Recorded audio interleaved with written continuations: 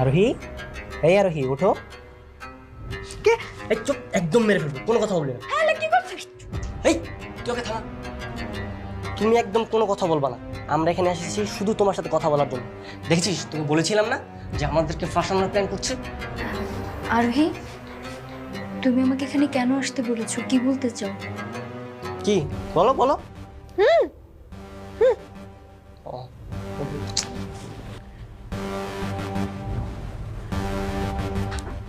সাথী, তুমি এখান থেকে চলে যাও। তোমাকে ঢাকাতে আনা হয়েছে মেরে ফেলার জন্য। আমাকে তো এখানে মেরে ফেলার জন্য আনা হয়েছে এটা আমি জানি, কিন্তু তুমি কি বলতে চাও? মিরাজকে কি এখানে মেরে ফেলার জন্য তুমি নিয়ে আসছিলা?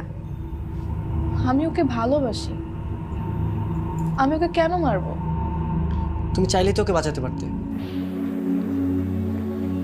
আমি চেয়েছি, খুব চেয়েছি, কিন্তু মিরাজ বাঁচেনি।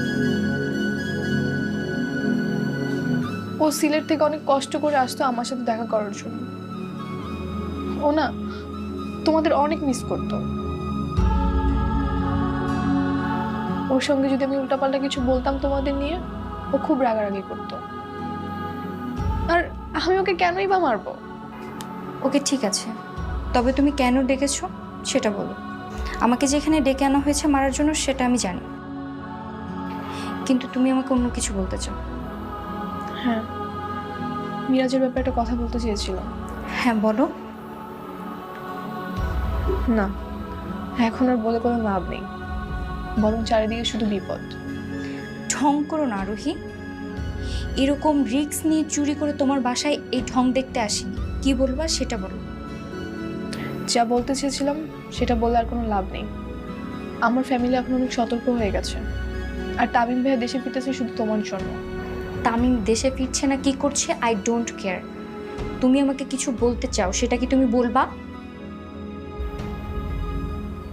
মিরাজের লাশ খুঁজে পাওয়া যায়নি।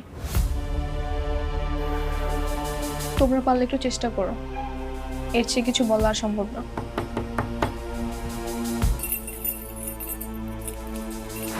এই তোমরা পালো এখান থেকে, পালাও এখান থেকে, পালাও, বেরো বেরো। এই ভিতরে কে কে কথা বলে? এই কে কে আসছিল ভিতরে? কই কেউ না তো। আমি স্পষ্ট শুনছি মানুষের কথা। বলো কে আসছিল, বলো। কে আসবে? কেউ আসেনি, আমি এমনি দাঁড়িয়েছিলাম। দেখো, তোমার বাবা আমাকে তোমার দায়িত্ব দিয়েছে, আর এরকম যদি শব্দ শুনে তোমার বাবা আমার চাকরি খেয়ে নিবে।